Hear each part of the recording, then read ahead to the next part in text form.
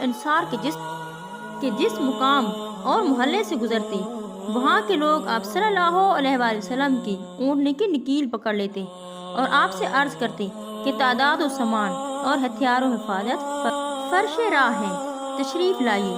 مگر رسول اکرم صلی اللہ علیہ وآلہ وسلم فرماتے کہ اونٹنے کی راہ چھوڑ دو، یہ اللہ کی طرف سے معمول ہے۔ مطلب یہ ہے کہ قصوہ اونٹنی توفیق الہی سے چل رہی ہے، اس کی راہ چھوڑ دو، اسے جہاں حکم ہوگا وہیں بیٹھ جائے گی۔ اونٹنی کے بیٹھنے کے مقام پر مسجد نبوی کی تعمیر ہوگی اور وہیں رسول اللہ صلی اللہ علیہ وآلہ وسلم قیام فرمائیں گے۔ یہ سن کر سب قصوہ کی راہ سے ہٹ گئے اور حیرت و استعجاب سے اس کی حرکات و سکنات دیکھتے رہے۔